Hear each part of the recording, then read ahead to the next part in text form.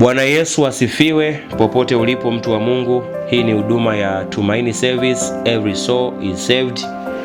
Na Mungu wetu ni mwaminifu, anatufundisha neno lake.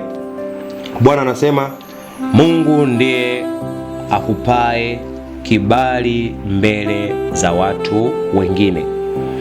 Mungu ndiye akupae kibali mbele za watu wengine. Kwa sifa na utukufu wake Mungu ndio tunapata vibali vya kukubalika mbele za watu kwenye maeneo yetu mbalimbali tunayofanyia kazi, tunayofanyia huduma. Kibali hakilazimishwi.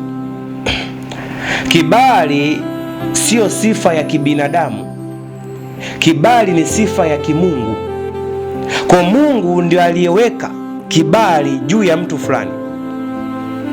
Ndio maana Mungu anasema wengine watazaa 30, wengine watazaa 60, wengine watazaa 100.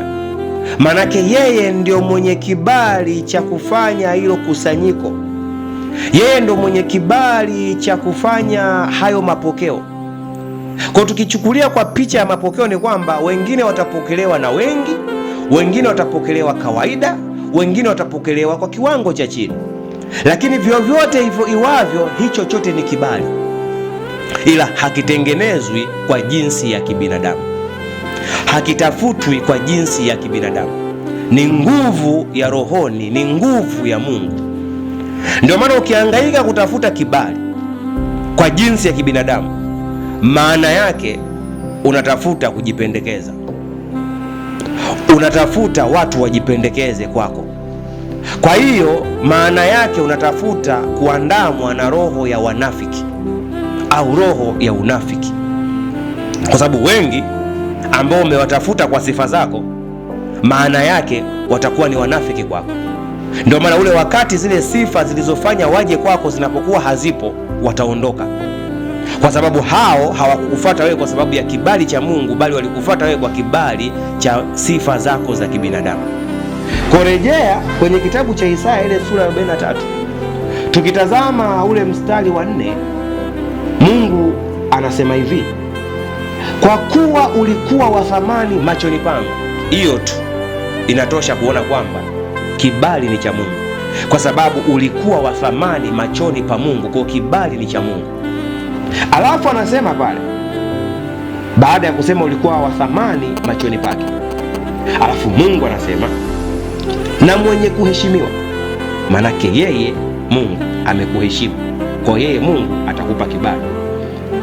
Nami nimekupenda, kwa sababu hiyo nitatoa watu kwa ajili yako na kabila za watu kwa ajili ya maisha yako. Kwa manake mtu ambaye ameachiliwa kibali na Mungu, manake Mungu ataachilia watu kwa ajili ya huyo mtu. Mtu ambaye analazimisha kibali chake, manake yeye atatafuta watu watakaomsifia, watakaoenenda na makubaliano kwa ajili yake, lakini ndani yao wanatazama kitu fulani, ila sio kibali cha kiroho. Ukija kwenye Isaya 55 mstari wa 5, Mungu anasema, Isaya 55 mstari wa 5, tazama utaita taifa usilolijua, na taifa lisilokujua wewe litakukimbilia, kwa sababu ya Bwana Mungu wako, kwa ajili yake mtakatifu wa Israeli, maana amekutukuza.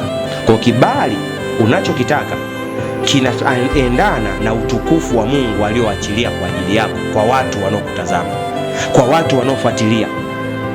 Kwa hiyo unapoona mtu fulani ana kibali, usijilinganishe na yeye, na wewe unacho cha kwako kwa ulinganifu wa kwako.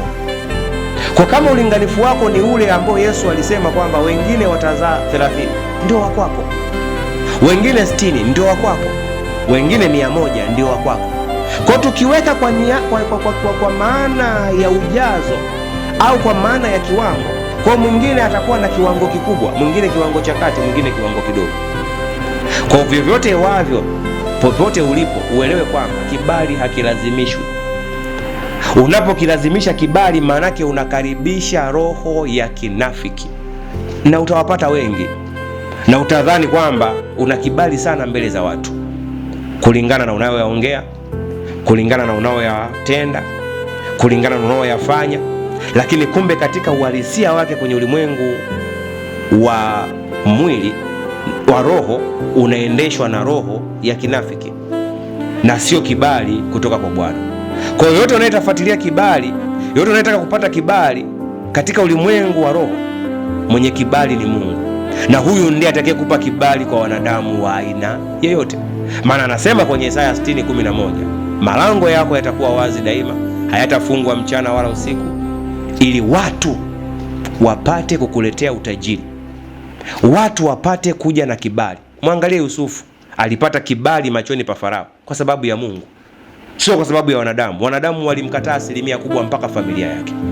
Mwangalie Daudi, alipata kibali kwa Sauli, akapata kibali kwa Mungu, lakini si kwa kulazimisha. Ni Mungu aliamua. Watu wote walimkataa mpaka familia yake. Kwa inawezekana ukakataliwa na watu wengi sana, lakini bado Mungu akakupa kibali kwa watu wote, kwa mataifa yote, kwa kila mtu. Ndio maana nakwambia nitakunyanyulia watu wa makabila mbalimbali, wa mataifa mbalimbali. Sio wewe kulazimisha kibali kwa sababu ya wasomi wenzako, kulazimisha kibali kwa sababu ya wanasiasa wenzako, kulazimisha kibali kwa sababu ya wadhehebu wenzako, kulazimisha kibali kwa sababu ya wadini wenzako, kulazimisha kibali kwa sababu ya wadini ya wakabila wenzako. No. Kwa Mungu kuna kibali automatic katika ulimwengu wa roho.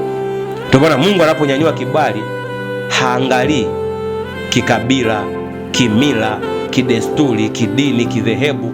Mungu ananyanyua kibali kwa sababu ya utukufu wake ulioko ndani yako, na watu wataufuata utukufu wa Mungu ulioko ndani yako, na ndio kibali chako. Mungu akubariki sana kwa jina la Yesu Kristo wa Nazareti, mwana wa Mungu aliye hai. Amen.